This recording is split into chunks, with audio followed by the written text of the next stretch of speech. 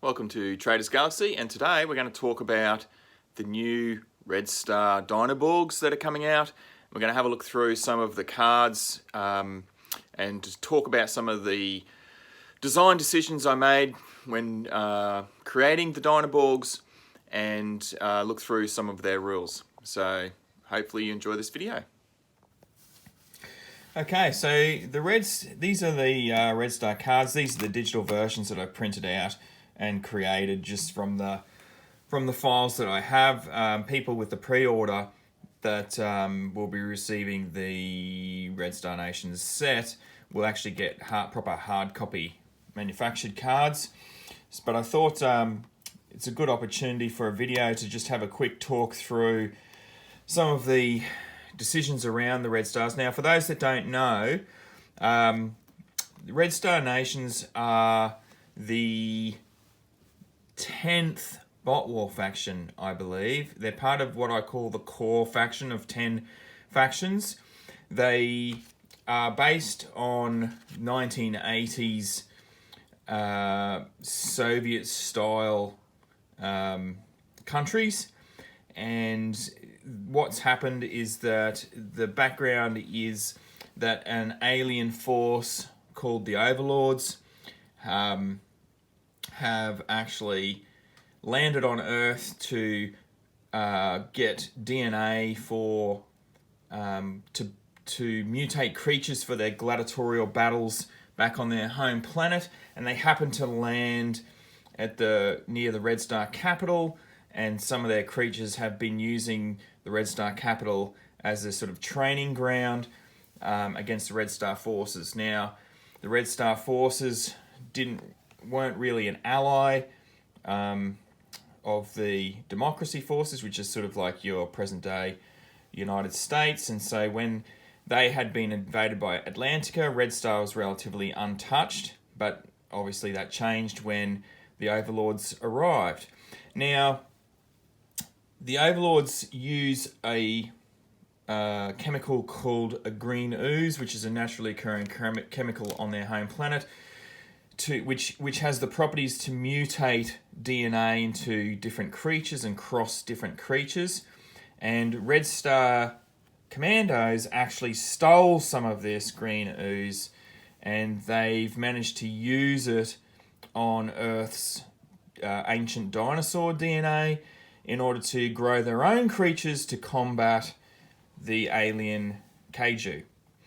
So that's where your Dinoborgs come around, and the green ooze also has the ability to sort of help cybernetic parts graft onto flesh. So that's why you have the Dinoborgs. Now, the Dinoborgs are a sort of special program within the Red Star Nation, but because the Red Star Nation had most of their military destroyed by the Kaiju, the Dinoborgs are really now the last line of defense for that country. So that's the background in a nutshell. There's obviously a lot more to it, but yeah, pretty much you get the gist of how it is. Now, the Red Star Forces, this latest version of Red Star Forces, is the second incarnation of Red Star. The first incarnation of Red Star, well, I guess it's still current as we speak, but most people are now waiting for the pre-order to arrive, which is being manufactured now. It's very much a tale of two forces, much like the Democracy was with your Special Branch and then the Eagles Veterans, which has actually now been officially split into two parts. The Red Star won't be split into two parts. They are like one fighting force because the actual Red Star military is very small. So, but either way, it is still a sort of a tale of two forces. You have the very powerful Dinoborgs. You then have the weakened Red Star military, which still has some strong elements to it. So let's have a look now. We'll go through just these various cards, and I'll just try and talk a little bit about my thinking behind it. I think we'll start with the Dinoborgs themselves. So hopefully you guys can see that. Sorry about the reflection on here. So there was a lot of people didn't like the old Pachyrborgs. They felt that they were quite weak. I think they were something like 12 points with only 2 shields. So the new Pachyrborgs certainly addressed that. I wanted them to not be like heavily armored type attack, but I did want them to hit hard, a little bit like a glass cannon. So they do only have 5 hit points, but they do have, if this is going to work, oops, they do have here ram attack, which is pretty handy, and they do also, one of the biggest things about the new Red Star, sorry, I'm trying to keep that reflection off the card, is that many of them have red energy, which is a new type of energy for bot war. What red energy does is that you can only use red energy to boost close attacks or shields, but if you do use it for that, then you will actually get a reroll as well. So it's actually a better version to be boosting close attacks or shields with, because you'll get a reroll when you use it. So as you can see, Pachyrborgs there are pretty fast at movement 7 inches. They activate pretty soon with strategy rating 4. So not quite halfway, but just under halfway, which is reasonably good. But they have a whopping 3 close attack, which is pretty handy, and an okay 3 ranged attack as well. So 3 ranged attack is pretty standard, but 3 close attack is above average for sure. So definitely something to consider, and at only 8 points, it's pretty much a bargain. 3 energy, including 2 pink and 1 red. It's the Pachyrborg now is no slouch, and I suspect that you will see it in many Red Star forces once they arrive. Okay, next up, we've got the Anki Borg. Now, the Anki Borg's a completely new unit. It didn't exist before, so this is a completely new unit for this one. Now, many of the, unlike the Pachyrborg that has ram attack, many of the actual monsters in Bot War will have an ability called Adrenaline, which is essentially a one-time boost of close attacks and movement. Not movement, close attacks and hit points. So pretty deadly. It keeps them around a lot longer. Now the Anki Borg is really a sort of medium level toughness transport for the Cyborg Legionnaire sections, and the fact that it can transport up to 2 Cyborg Legionnaire sections means that in itself it doesn't look great in close combat with only 2 close combat. It's okay in ranged attack. It activates reasonably late in the turn. It's all right hit points wise, and I would call these standard 3 shields, 6 hit points. But if you move up with the Anki Borg and then Cyborg Legionnaires jump out and attack, that actually, the multi-combat of that can actually be really devastating, even to quite powerful opponents. So if you've got the Anki Borg in close attack and then 2 Cyborg Legionnaire sections in close attack, well, that's like by the time you get to the second Cyborg Legionnaire attack, then you get +2 close attack dice. So, and that's, for 8 points. It does only have 2 pink energy, so it is pretty standard, but 8 points to deliver 2 extra sections and a potential nasty close combat attack is pretty good. Now, we'll get to some upgrades later, but there is potential upgrades where you can take 2 of these and extra Cyborg Legionnaires, so I'll come back to that later, but yeah, not a bad entry. I think for people to really embrace the Anki Borg, I really think that people will build a whole list around Anki Borgs and Cyborg Legionnaires. So we'll see how it goes. Potential different type of list that you have with that. Okay, so I've got here, I'm trying to keep that reflection off, sorry about that. The Terra Borg. Now, the Terra Borgs have changed a fair bit. They have gained adrenaline, which keeps them healthy, even though they've only got 4 hit points. But they do have movement 10 and 3 ranged attack. They're not particularly great at close attack, and not particularly tough with only 2 shields. They do activate quite quickly with SR3 though. But only 7 points, 1 red energy, 1 pink energy. I think people can make arguments to have these in their force with that sort of high movement and low points cost. So we'll see how we go with the Terra Borgs. I think they're going to be quite situational, reasonably squishy with 4 hit points, but adrenaline helps them stick around for longer. Right, we get up to one of the big boys now. We've got Stagerborg here with the laser cannon. No special rules and only 1 pink energy, 1 red energy, but he does have adrenaline, which is really handy. And importantly, it's got the 4 RA, so 4 ranged attack dice. So not bad. Everything else seems reasonably standard. It is activating relatively late in the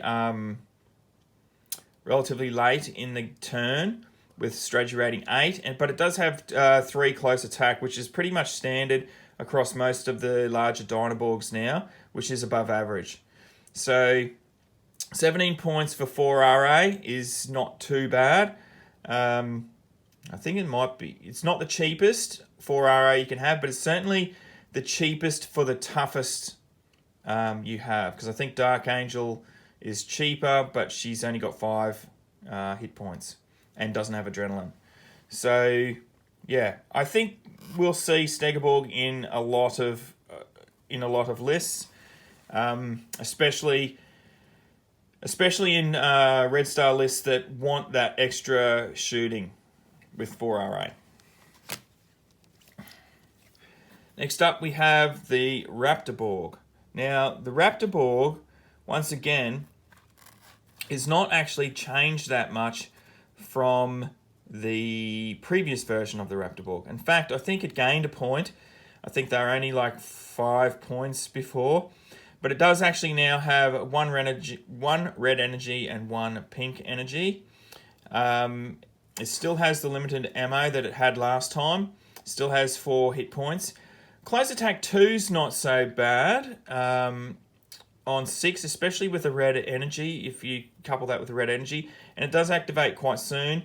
Once again, adrenaline really tips the balance there, because adrenaline you can potentially be getting plus 1 critical dice worth of attacks extra if you get that off with a close attack. So not too bad for a 6-point model, really. And I think we'll see them in most lists just because of the points cost. Moving on to probably one of the biggest guys in the list, which is the Taranaborg. Always scary. That reflection is driving me crazy. Sorry. Now, we have 1 pink energy and 2 red energy for the Taranaborg, because I think that red energy will not only help keep it alive with the re-rolling of the shield dice, but also boosting of the close attack dice. And I found in playtesting that was the biggest decision, is when do I use the red energy for boosting shields, or do I use the red energy for boosting close attack? So RA3 is pretty standard. It does activate relatively late with SR9, pretty late actually, SR9. It does have Martial Warrior, so it can actually do its adrenaline twice, which is very handy for a close attack orientated model. It does have Pugilist as well, so it's already getting a reroll of a close attack dice per turn, which means that you're going to be re-rolling 2 close attack if you use a red energy to boost its close attacks. So not bad. 10 hit points though is nothing to be nothing to be ashamed of. So, and for close attack, I mean, this thing is a absolute beast in close attack. So it will, with a boost, that's going to go up to 5 with 2 rerolls. So it's going to hurt people if it gets into close attack.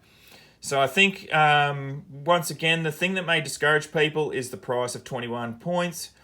But I still think we'll see the Taranaborg in a fair few lists as the main heavy hitter. Tricerborg.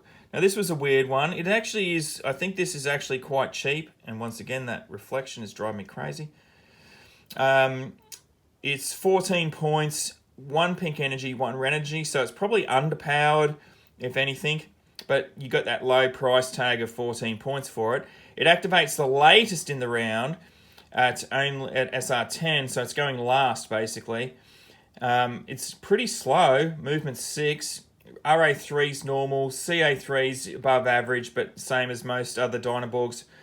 Shields 3, hit points 6, all standard. Does have adrenaline, so it can keep alive, but the most important thing here is it's delivering that ground-to-air missile, which is pretty much going to make everything that flies is going to be at short range. So it's potentially another ranged attack 4 if you are fighting against a lot or shooting against a lot of flyers. Anyone with jetpack or dedicated flyer or air support special ability, super ability, it's just going to smash them out of the sky.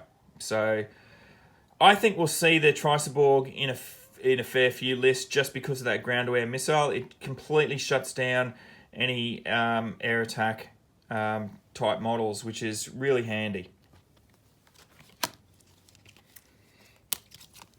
Okay, here we go. We've got the big guy here. The Bronteborg is a fantastic model. It's the Titan of the Red Star Nations. Now, what do I even say about this? Obviously, huge points, 40. It's one of the most expensive models in the game. I might actually see if I can put that down there. No, we're going to get reflection. Let's put it like that. I don't know if you guys can see it. It might not be close enough for you. But my hand is shaking because I'm old. So we've got here. So 40 points, yeah, it's pretty expensive. It does have 2 pink energy and 1 red energy. So pretty standard at 3 energy there. Once again, it activates last. It's pretty slow, movement 5. I'm going to miss RA for a minute and go on to CA is pretty standard. Shields 5 is like really good. Like anything over standard Shields 3 is really good, but Shields 5 is like Titan level shields. And 10 hit points with adrenaline.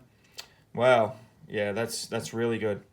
So we've got here RA 6/2. Now, what that means is that actually the Bronteborg is a long-range beast. It will actually smash other units off the table at full length of the table, which is like really scary, really scary. But at short range, it's not so good. Short range, it can only use the small guns, and that's only going to be at ranged attack 2. So the idea is to try and engage it at short range, not in close combat, because we'll get to that in a minute. And I think either way, however you try and engage the Bronteborg, you're going to get hurt. And I think the Bronteborg at short range, though, does need a little bodyguard. Maybe a couple of Raptorborgs or something, but we'll see how people play it. It does have Earthquake, which is standard for the Bronteborg for the last edition of the game. Which means that it can use 1 activation to give 1 automatic damage to everyone within 6 inches, friend or foe. So that's not too bad if you're surrounded by enemies. It can transport up to 3 Cyborg Legionnaires sections, which means that they're all supplying short-range attacks as well, or they're getting into combat with anyone that tries to get into combat who is foolish enough to get into combat with the Bronteborg. Because it does have a tail smash, which essentially is like the old combat mace attack, which is add +2 damage to any total attacks it has. With a close attack of 3, it's going to probably cause some damage with the red energy and adrenaline. So it can potentially end people with that tail smash with the +2 damage. So I think we'll see the Bronteborg not in every list, but in a lot of lists with that transportability and just the difficulty of trying to engage it at short range without getting into close attack. Finally, last but not least, I guess, is the Raptorborg Murder, which is a platoon of 3 Raptorborgs. Now, platoons work a little differently in bot war in the sense that you lose once you lose models, your effectiveness starts to go down, and in particularly the effectiveness of the ranged attack will go down. But it's still pretty deadly in close attack, and for only 9 points and with 2 energy, it's not too bad. Pretty low on the shields though, so it'll be interesting to see how many times this is taken in a force. I can see a great themed force with just like loads of Raptorborgs and Raptorborg Murders in the force, so that might be interesting. But yeah, it'll be interesting to see how many times this is taken in the force. Good source of pink energy though for the force. Right, so that's all the Dinoborgs mostly. I'm going to move on to the characters now, which are also Dinoborgs, but they're more about the characters than the Dinoborgs. So we'll start off with the General Markov. Now, General Markov in the last one was just an infantry section. He usually was transported by the Bronteborg at the time because we used to call that the Bronteborg bus for Markov. But this time I've decided to... I didn't feel the infantry section was really capturing what I wanted for the Red Star General. So I've placed him on his faithful steed Polinia, and which is a special Borg. Now, 16 points. Is it worth it? 2 pink energy, 1 red energy, not too bad, so 3 energy. Does have ram attack for Polinia, which is really good. And it has adrenaline as well. So a ram attack, and then followed up in the next phase with adrenaline if you don't destroy anything in the ram attack. It does have martial warrior, so you can use adrenaline twice if you need to. Does have aspiring presence as well, so any friendly model can reroll 1 dice. Any friendly model in line of sight can reroll 1 dice of their choice and can only be used once per turn. Overall, it's not too bad. It's quite a heavy combat hitter with 7 hit points, so I'd say it's on the medium range. I think the thing that puts it just slightly above is the inspiring presence and the double adrenaline if you need it. So, yeah, not too bad. I think we'll probably see Markov in, I reckon, about 60 to 70% of the lists for Red Star. So, I think he's a pretty good medium range model, especially with 3 CA. So he's and that flexibility around. Does he ram attack or does he use adrenaline? So yeah, not bad.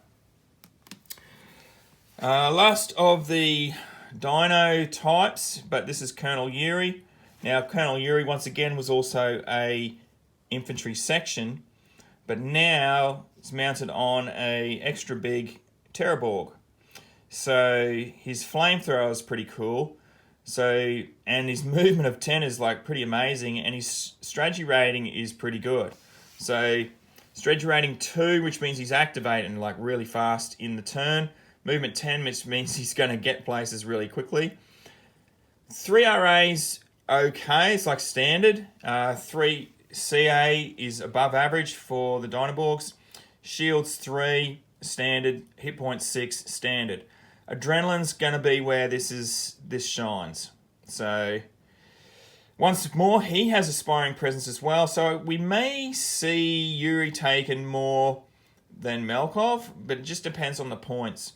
So 18 points is pretty high, but it's because of that movement. He's just like... essentially, he's got like a permanent ram attack with 10-inch movement. So, yeah, he's pretty nasty. And he can get into close attack pretty easily and then get out there with a double move if he needs to. Flamethrower, once again, the target loses any obscure and terrain dice when shielding this attack at close range.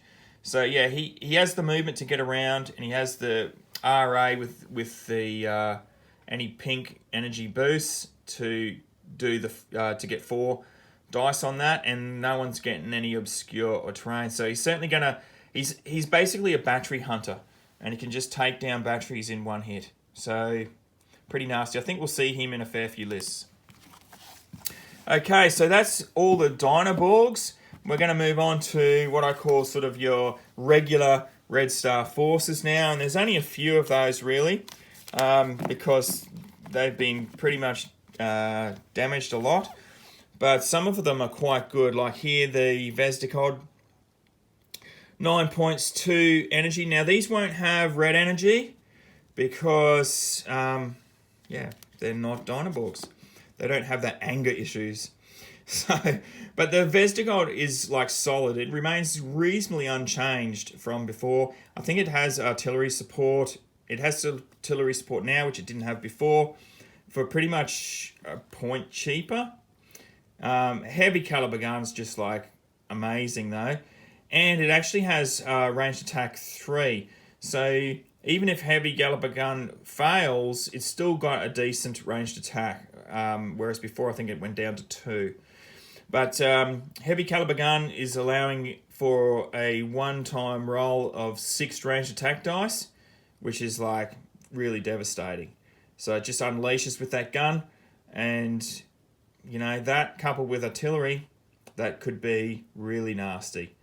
But once again, I think it will need some protection with 0 CA and pretty low hit points and reasonable just average shields. So we'll see. I think it'll still be in most lists because that heavy caliber gun is just too devastating.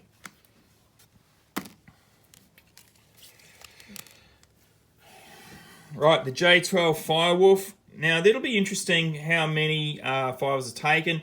It's pretty much close to a carbon copy of the Coil's Nightbird. So yeah, I think it can be used. It is a dedicated flyer. I'm never very good at using dedicated flyers, but some people are really good at using dedicated flyers. So it could be a real pain in the butt for your opponent if you can use it properly. And with Disorientate and models like the Stagerborg with the 4RA, it can really mess up your opponent, reducing their shields down and just allowing those 4RA to just wreak havoc. So I think once again you'll need to build a list around this if you're going to use it like that. But there's just several ways you can build Red Star lists, and this is probably one of the more complex ways, but probably one of the most effective ways. Only 5 hit points, but it is a dedicated flyer, so just don't get caught in close combat with anybody.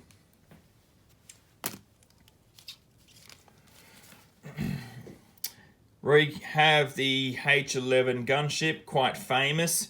It actually was underpointed in the last iteration of Red Star. So it actually has gone up a little bit in points and lost an energy, I believe. But everything else remains pretty much the same.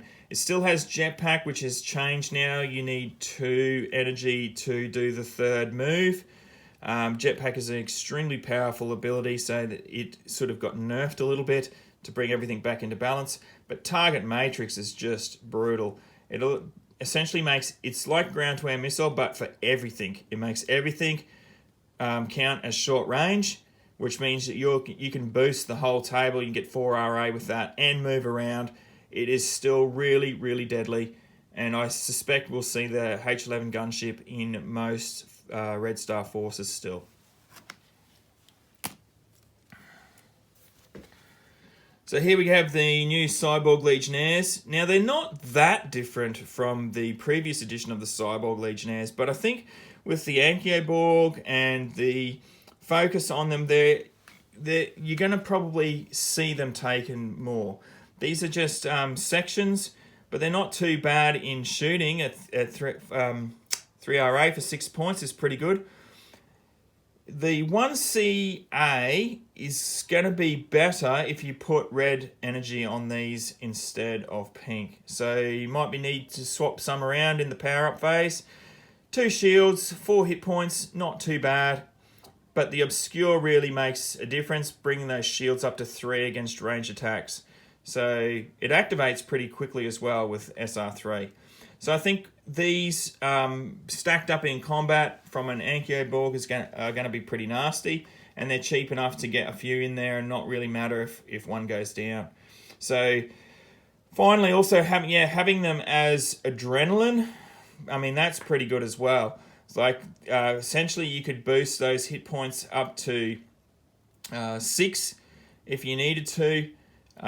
So if you rolled well on the dice, and those close attacks up to 4. So that's pretty nasty to have them with adrenaline. So it just matters how much energy you put on and what you're going to do with them. So they're pretty versatile.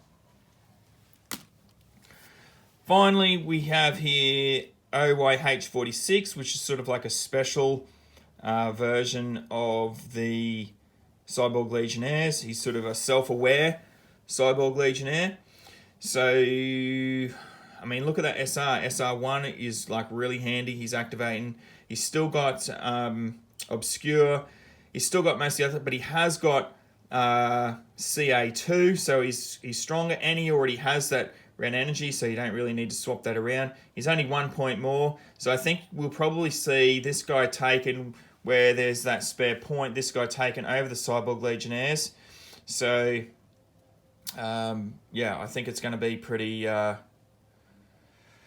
don't know, it's hard to tell what people will take, but we'll see... we'll see how we go. But yeah, definitely a useful section, I think. But I think that 7 points may deter some people. But who knows? It's hard to tell. Once again, adrenaline's really handy for these guys. Okay, so we're moving into the upgrades. So you can get some upgrades for Red Star, and they are reasonably cheap. Back in the old days of Bot War, upgrades were pretty expensive, and so people rarely took them. I've tried to make them much cheaper to really give some flavour to the game. So I think at 2 points, these things aren't too bad. So this one here is Combat Stim. Activate at the start of the unit's activation. The unit may add 3 inches to its move when you zone it. See, this isn't too bad. I mean, you put that with someone want OYH46, and all of a sudden it's moving sort of 7 inches for what 9 points. It's up there, but then you put it with something like the Taranaborg, and yeah, that makes that really deadly. The Taranaborg's moving 10 inches a turn. So I think we'll probably see this on the Taranaborg a lot, or maybe it will be on the Bronteborg, but yeah, I think it's pretty scary. So we got here Cyborg Factory. This is a faction-wide upgrade. Allows for multiple Cyborg Legionnaires to be taken fielded in a single force.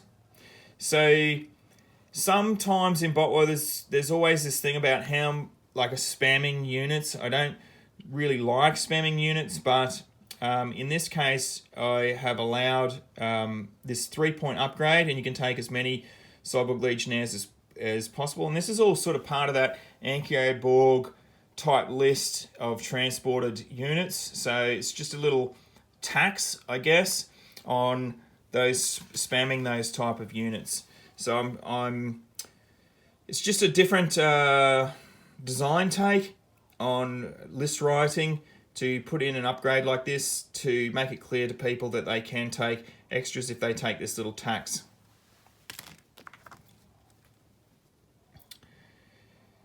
So we got here Network Systems. Once again, pretty low points, cost of 3. Unit upgrade has their Inspiring Presence rule extended to every friendly unit on the board, regardless of the line of sight. So normally, Inspiring Presence, you need to actually be able to have line of sight to the unit you're inspiring, but this is pretty handy. This means that anyone on the table, if this model with this is still around, then anyone on the table essentially gets a reroll a turn.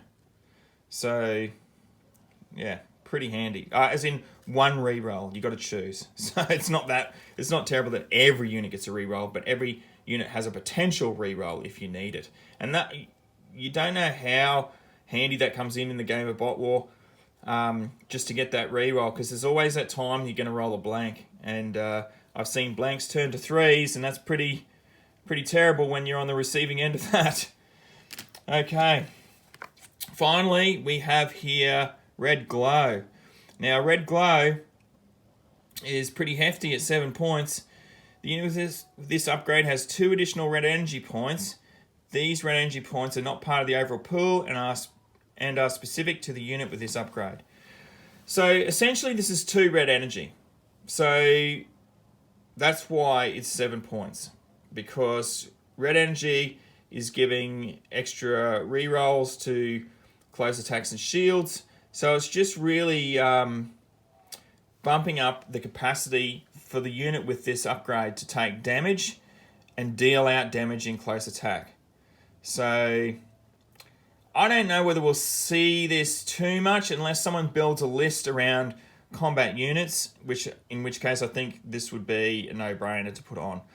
So that's pretty much it, guys. That's the Red Star talk through, and obviously I have no miniatures to show you because the pre-order has not arrived yet. It is actually being packed at this moment, but I hope you enjoyed the talk through for these Red Star Nations cards. Oh, that light, and I apologize for the light, I apologize for my shaky camera work. I'm just doing this with my phone. If you want to see any more types of videos like this where I talk through my designs on the cards and my thoughts about the rules for the cards or anything like that, please put your request in the comments below. If you like this sort of stuff, please like and subscribe to this channel. I am trying to grow this channel in a very primitive way that I have time to do. And I don't know whether I'm going to ever get any more advanced because I've just got so much to do and I'm just doing this channel on the side. So, yeah, I'm happy to do requests. Ideas are great. I'm pretty much all creative ideaed out after I've designed multiple miniatures and games and all sorts of stuff. So any requests, I'd be happy to oblige. So thanks very much, and I'll catch you guys later.